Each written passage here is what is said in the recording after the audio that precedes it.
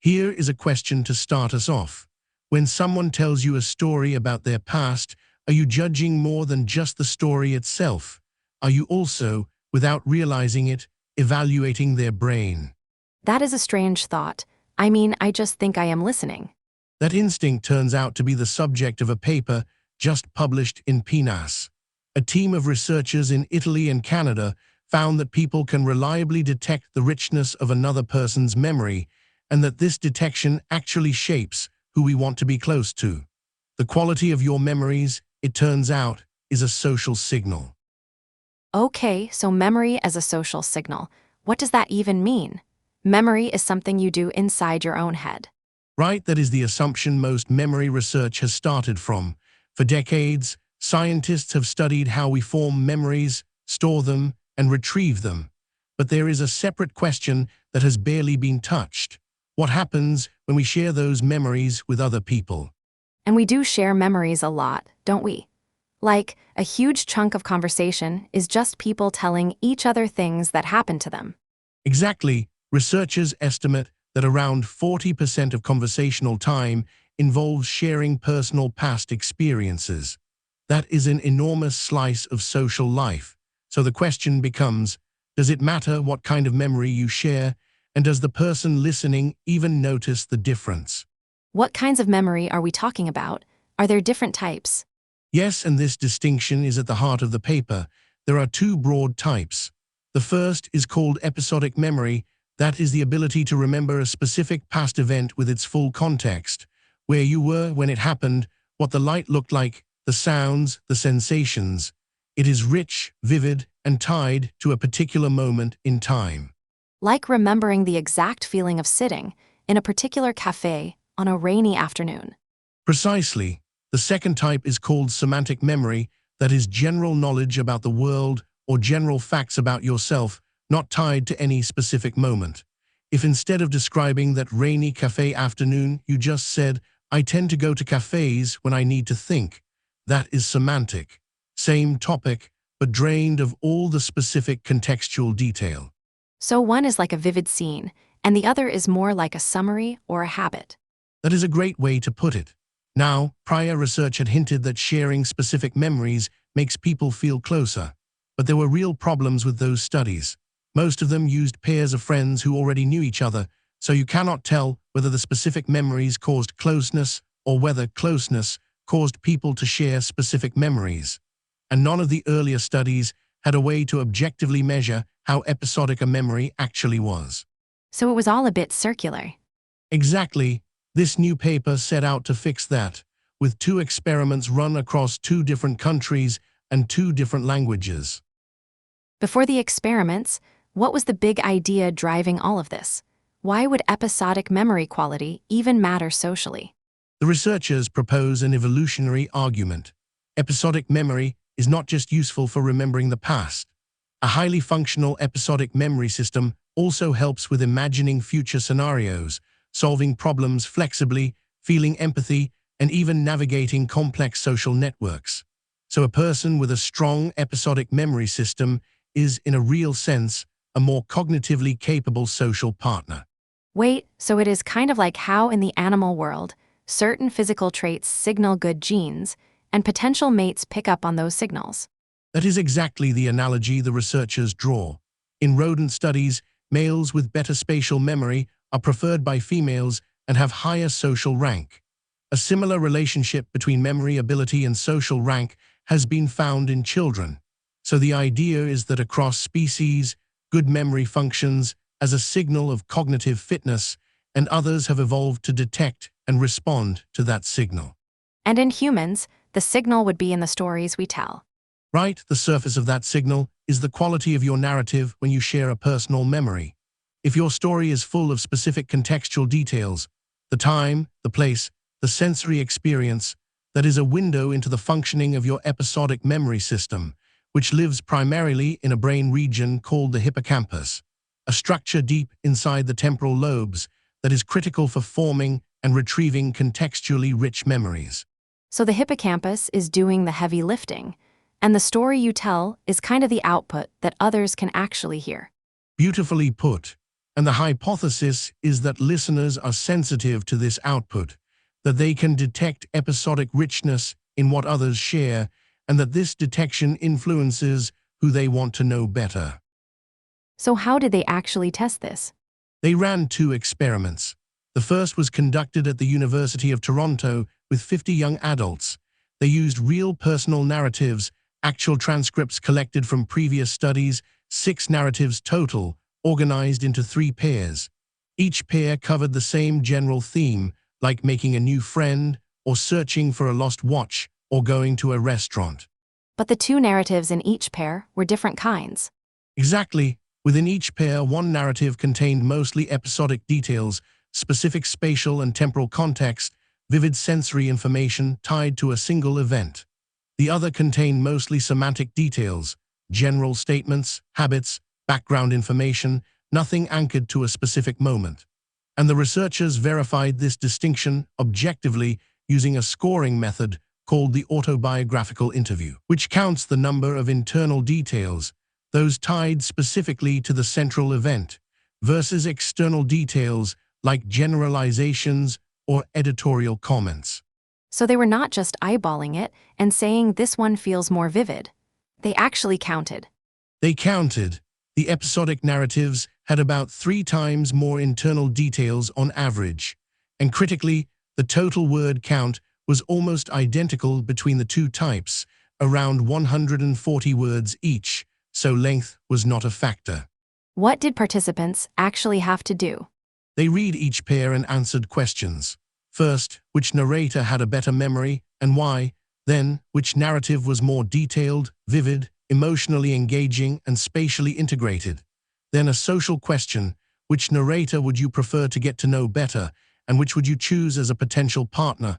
And finally, questions about the inferred personality of each narrator. Interesting that they asked about personality separately. What was the reason for that?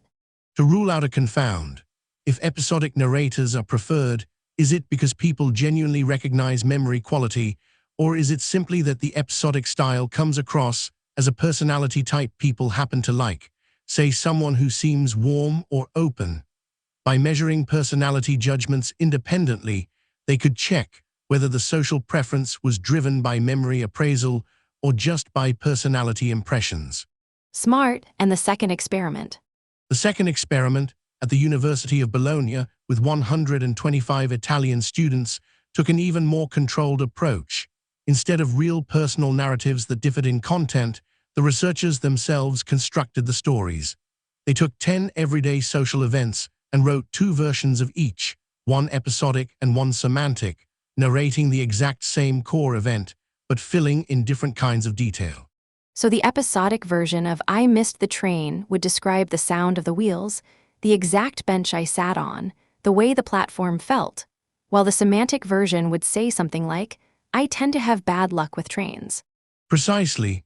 Same event, same word count, same number of self-references, but one grounded in the specific moment and one floating in the abstract.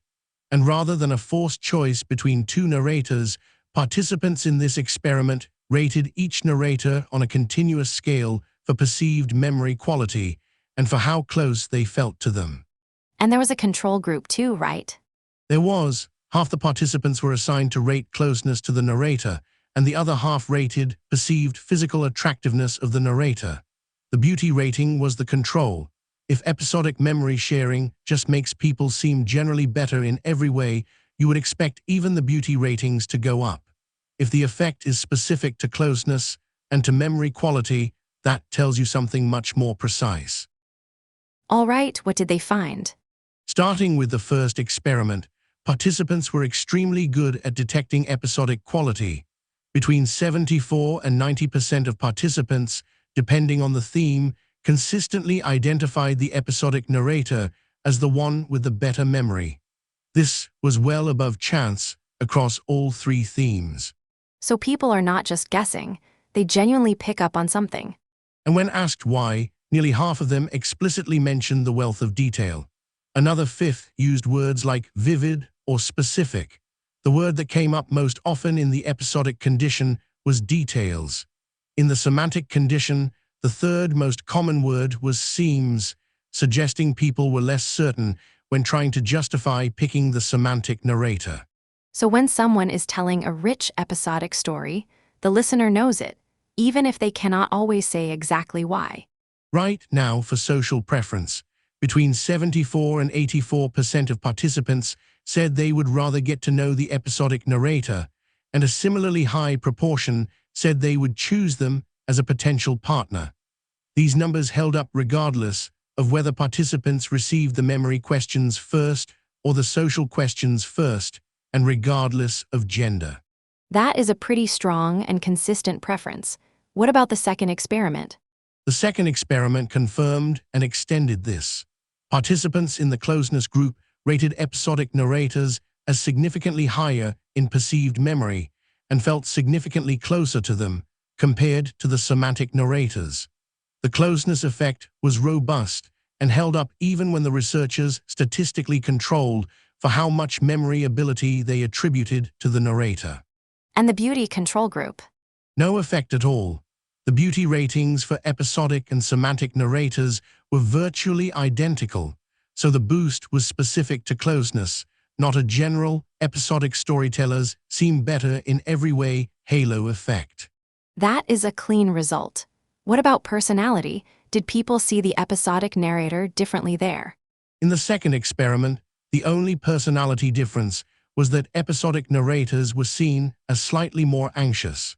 The researchers think this is because the crafted episodic stories described mildly negative social events with a lot of specific detail, which might read as emotional sensitivity. But crucially, this personality difference did not predict closeness. When the researchers ran regression models to see what actually drove the feeling of closeness on a story-by-story basis, it was not personality judgments. It was self-projection, the degree to which the reader felt transported into the narrator's experience, and emotional resonance with the story. So the closeness comes from being pulled into the memory, not from liking the person's character traits. That is exactly the conclusion, and it was also the concreteness of the language, the degree to which the words evoked sensory, imageable experiences that correlated with both perceived memory and closeness, not semantic coherence, not informational density, concreteness specifically. So why does self-projection lead to closeness? What is the mechanism underneath? The researchers propose that the contextual richness of episodic memories acts as an invitation for the listener to mentally step into the narrator's shoes.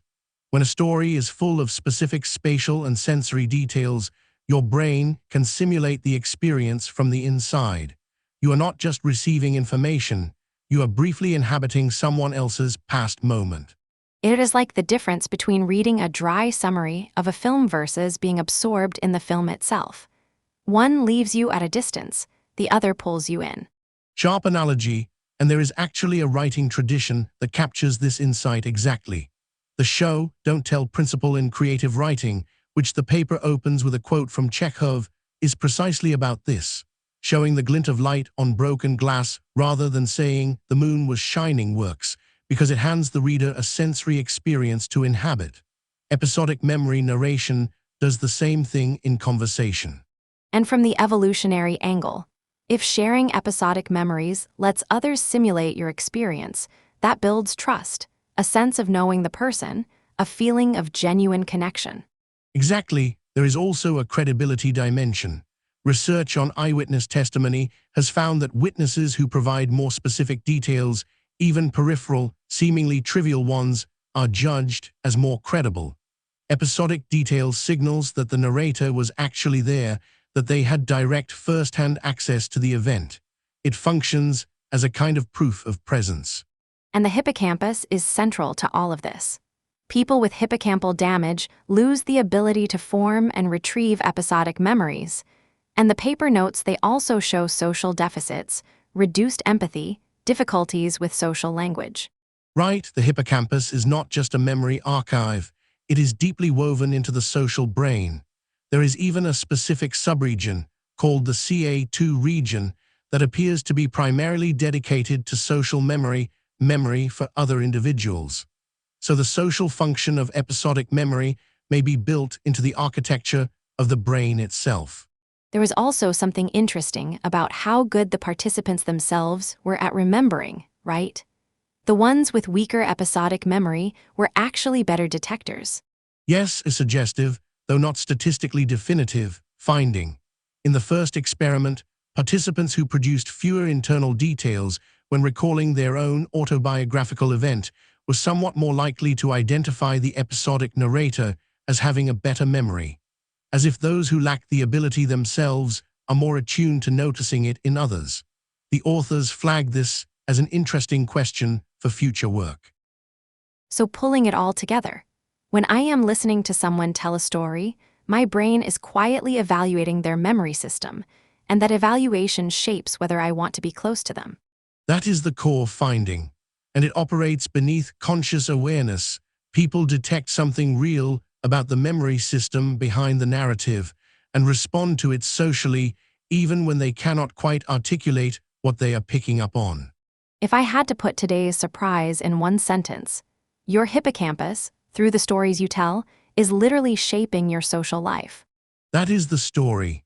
The paper is by Elissa Chiaramelli, Anna Weissman, Deborah Stendedy, and Morris Moscovich, published in PNAS in April 2026, The Detection of Episodic Memory in Others' Biases Social Choice.